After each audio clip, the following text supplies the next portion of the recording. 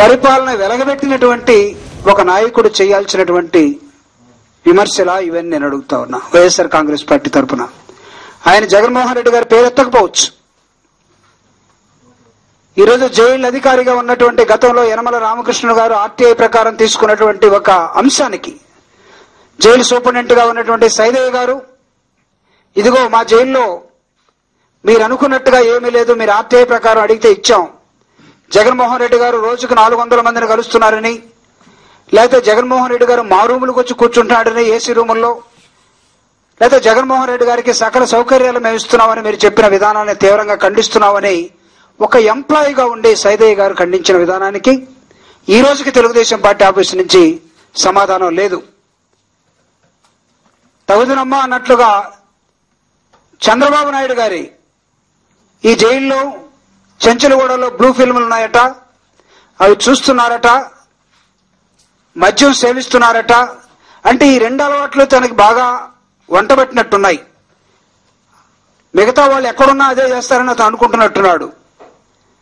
జైలుని అవమానించే విధంగా తను ఒక వ్యాఖ్య చేస్తే జైలు అధికారిగా ఉన్నటువంటి డీజీ కృష్ణరాజు గారు ఒక స్పష్టమైనటువంటి సమాధానాన్ని ఈరోజు తెలుగుదేశం పార్టీ నాయకులకి చెంప మీద కొట్టినట్టుగా ఇచ్చినటువంటి సమాధానం.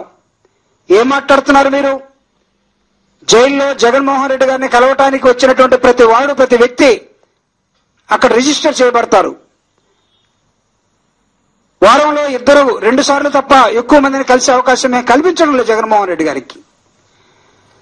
జైల్లో బ్లూ ఫిల్మ్లు ఉన్నాయని, లేకపోతే మద్యం సేవిస్తున్నారని, లేకపోతే బ్యాడ్మింటన్ ఆడుతున్నారని ఈ రకరకాల వితండ వాదాలతో దిగుతున్నటువంటి మీకు ఏమైనా మెంటల్ వచ్చిందా? కాబట్టి మేము అడుగుతున్నాం, డిమాండ్ చేస్తున్నాం, చంద్రబాబు నాయుడు గారు బహిరంగ క్షమాపణ చెప్పాల్సిన అవసరం ఉంది. తను సోయానా గత కాలంలో ముఖ్యమంత్రిగా ఉన్నటువంటి ఒక వ్యక్తి ఈరోజు జైలు అధికారిగా ఉన్న కృష్ణరాజు గారు వాళ్ళు చేసినటువంటి ఆరోపణకి సమాధానం చెప్తే మీకు ఉద్యోగస్తుల మీద ఏమైనా నమ్మకం ఉందా? అసలు ఈ రాష్ట్రంలో పరిపాలన ఎలా సాగుతుందో అంటే మీరుంటే మీరు చెప్పినట్టుగా సాగితే పరిపాలన, లేకపోతే పరిపాలన కాదా? ఏ మైండ్ తోటి మీరు మాట్లాడుతున్నారో మాకైతే అర్థం కావటం లేదు.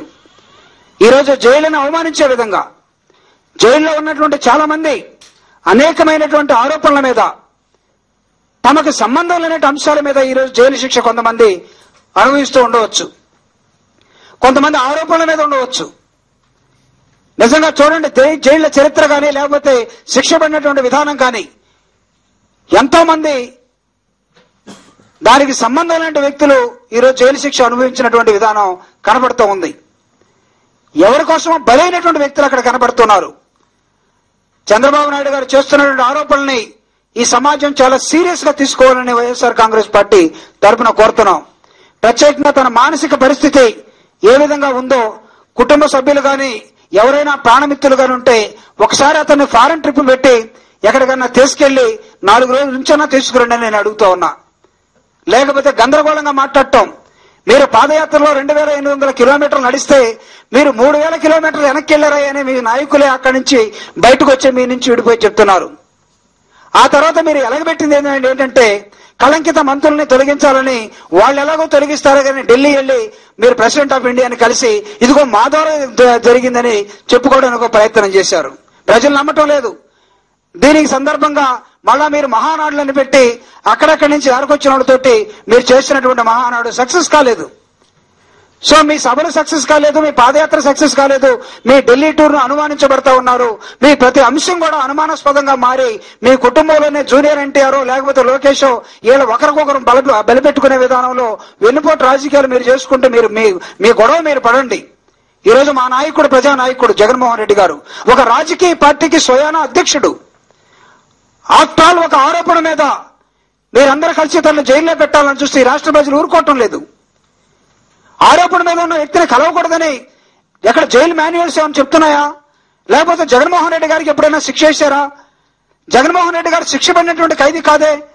ఎక్కడైనా ఎంతమంది అయినా ఎన్ని రోజులైనా కలవచ్చు.